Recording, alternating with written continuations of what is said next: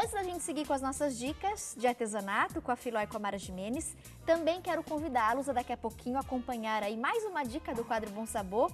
Hoje tem receitinhas de drinks sem álcool para fazer a alegria das crianças e dos adultos. Você que busca, né, uma alimentação mais equilibrada e dá para fazer, gente, cada mistura, cada bebida deliciosa. O resultado fica lindo e você consegue servir todas as pessoas, independente aí da faixa etária.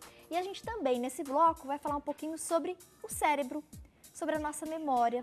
Vamos entender como é que o nosso cérebro funciona e como é que a gente consegue armazenar tantas informações, a memória recente, a memória antiga. Hoje conosco a doutora Maria Grácia, neurologista. Muito obrigada, viu, Maria, pela gentileza, é um prazer revê-la. Agradeço a possibilidade de voltar. Obrigada.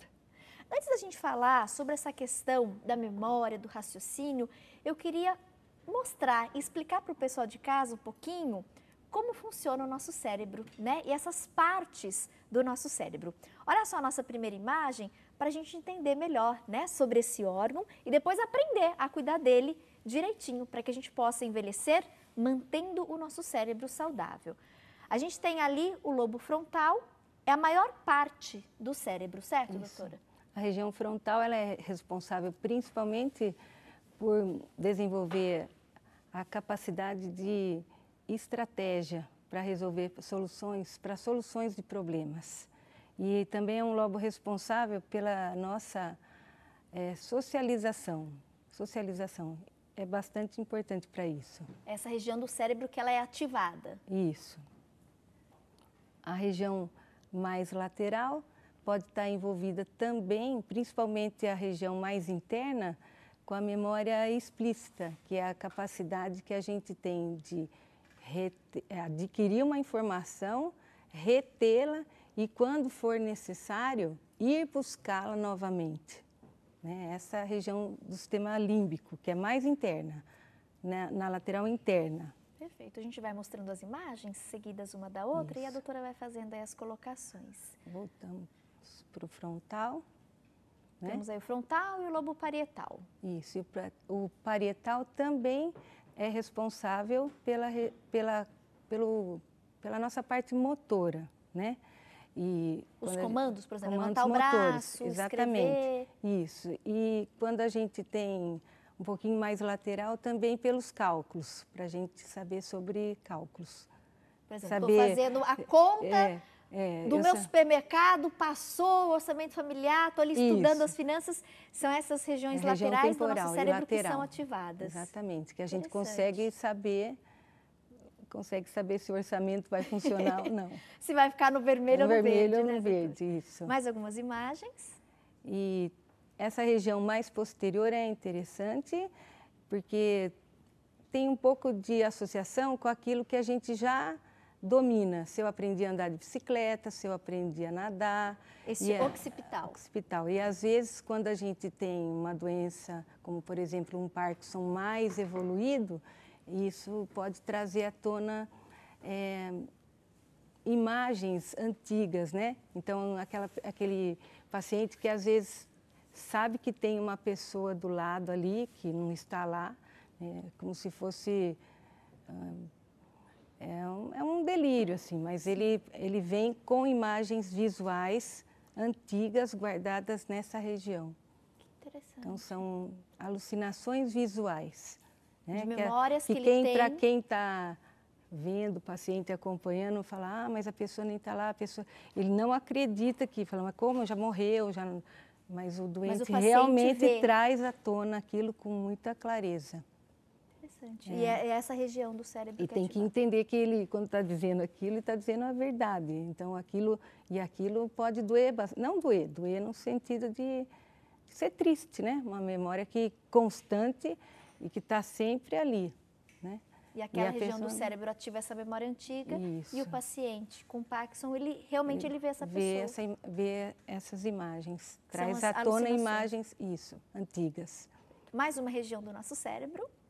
Aí voltamos, essa parte do cerebelo que está colorida, essa região é responsável pela memória mais implícita, que é aquele aprendizado antigo né? Que você sempre domina, mesmo que você sofra um acidente, fique um tempo sem fazer, se você voltar, está íntegro ainda, você consegue buscar essa memória e torná-la novamente normal. É um aprendizado fixo.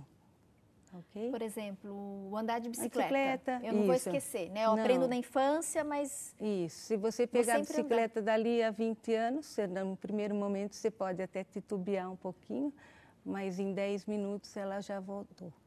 Você consegue fazer o exercício novamente tão bem quanto fazia antigamente. Finalizando então aí essas últimas regiões do nosso cérebro. Isso.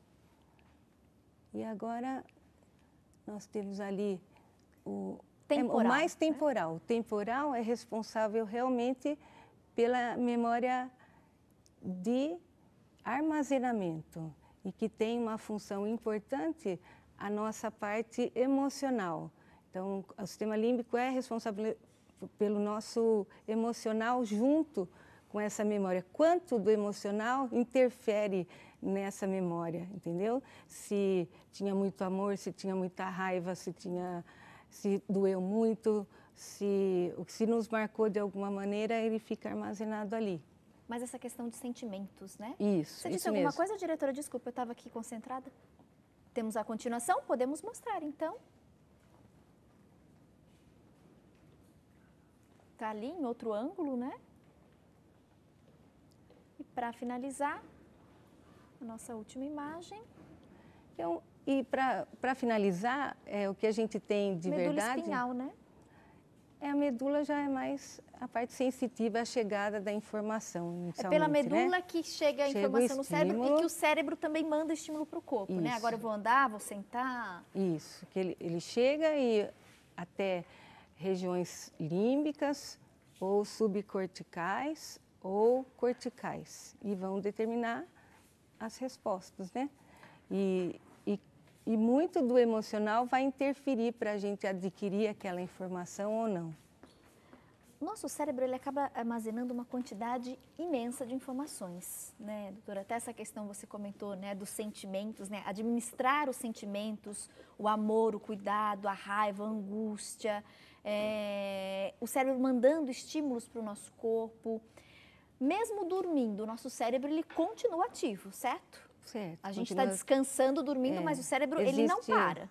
A formação reticular ascendente, que é responsável pelo mecanismo de sono e vigília, que passa em parte pela região posterior do cérebro e que é responsável por selecionar aquilo que é importante, que a gente mantenha, preserve, que vai ser útil para a gente e ao mesmo tempo descartar, porque senão também a gente vai guardar um tanto de coisa que não vai ser tão importante no nosso dia a dia, né? Então, existe o descanso para que essa seleção seja realizada. Pouquinho com a idade, a gente vai perdendo um pouquinho essa questão da memória, o raciocínio mais rápido? O cérebro, assim como qualquer outro órgão do nosso corpo, ele tende a perder a vitalidade ao longo dos anos. Tudo a gente foi feito para ter um pico, né, de excelência e às vezes ao longo desses anos em seguida ele vai declinar o sistema muscular, o sistema do cérebro também. Então, ao longo dos anos a gente tem mais capacidade, a gente tem mais dificuldade para memorizar aquilo que a gente gostaria. E o importante é que a gente tente preservar ao máximo a alegria mesmo com o dia a dia, a possibilidade de fazer coisas novas e a possibilidade de assumir aprendizados novos. Porque se você tem essa proposta, esse compromisso, você vai sentir muito pouco a transição. Agora, se você tem uma vida muito monótona, né, com pouca socialização, existe uma tendência a sofrer mais. E, obviamente, há patologias, mas se a gente puder ter uma postura mais ativa perante o nosso dia a dia, com certeza vai responder melhor. A gente tem a participação da Malvin aqui através do nosso Instagram. Tati, aprender nunca é demais. E aprender a exercitar o cérebro para melhorar a memória é muito bom. Com o passar do tempo, nós vamos esquecendo onde colocamos os objetos, chave de carro, de casa. Vamos buscar alguma coisa quando chegamos lá. Ah, esqueci o que eu vim pegar. Realmente isso é muito comum, né, Ama? Temos que voltar para lembrar. E aí ela perguntou, doutora, isso é normal? Tem uma idade certa para que essas falhas de memória, esses brancos comecem a acontecer? Tenho o costume de guardar algum objeto e depois não lembrar onde eu guardei. O que eu preciso fazer para melhorar? Infelizmente, ela não colocou aqui a idade dela. Tá parabenizando o programa pela pauta. Um beijo para você, viu, meu amor? Existe uma idade mais ideal para que, de fato, o cérebro comece a apresentar esses brancos, esses lapsos? Olha, para a gente ter uma doença, a gente geralmente tem em torno de 55 ou 60 anos. Pode ter o início assim, cedo. Só que esses lapsos, existe uma situação que a gente chama CCL, que é o comprometimento cognitivo leve da idade. Então, esse é um grau de envelhecimento sem ser uma doença. Então, o lapso de memória, ele não sinaliza uma patologia, não sinaliza doença. Ele pode estar sinalizando um quadro de depressão, ele pode estar sinalizando um quadro de exaustão, não necessariamente uma doença. Às vezes é só o acúmulo de estresse ou de cansaço. Dia a dia.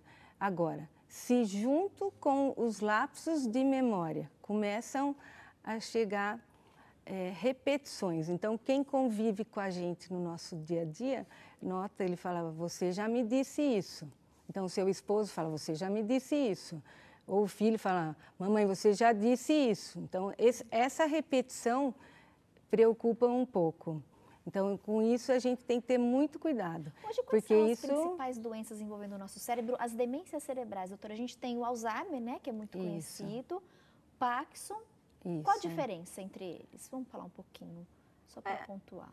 A doença de Alzheimer, eu queria só frisando que além da repetição, a gente pode ter a desorientação espacial. Então, se eu me desorientar com relação não a um caminho antigo, um caminho novo, um caminho que eu faço dia a dia. Se acontecer de eu me desorientar com caminhos habituais, isso é uma sinalização para a gente procurar ajuda médica. Então, repetições e desorientação temporoespacial.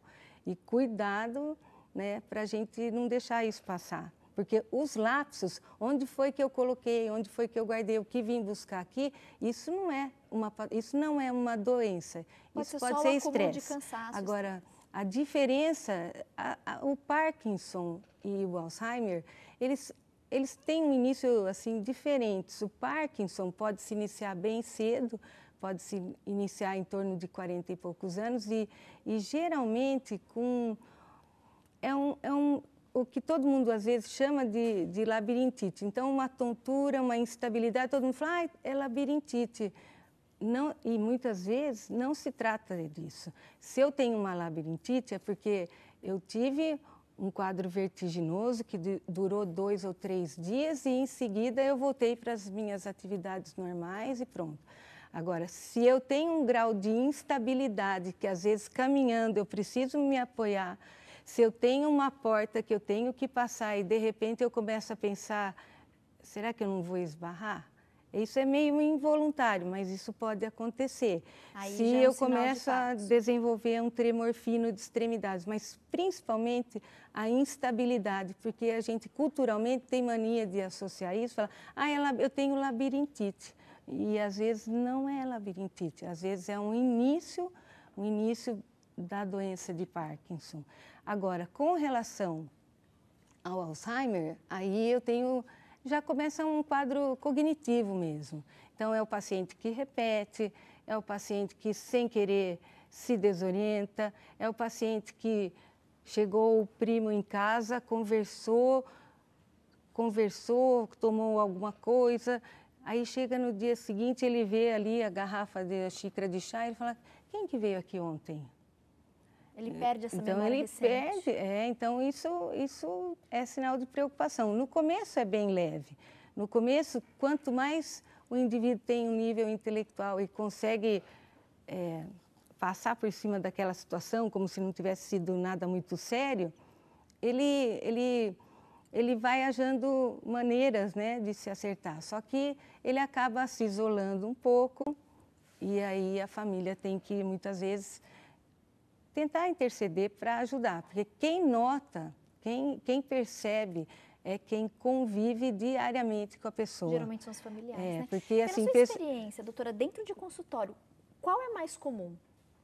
O Alzheimer ou o Parkinson, a incidência maior? Em número, a doença de Parkinson é mais comum, mas com o envelhecimento, né, da população mundial, com certeza a gente vai ganhando cada vez mais um número de Alzheimer, né? É doença de indivíduo mais idoso. E a expectativa de vida do brasileiro tem aumentado subindo, mais, 72, né? E do paciente com Parkinson já é um paciente bem mais jovem. Para o indivíduo que tem Parkinson chegar num grau de comprometimento cognitivo, geralmente 20 anos ou mais da doença.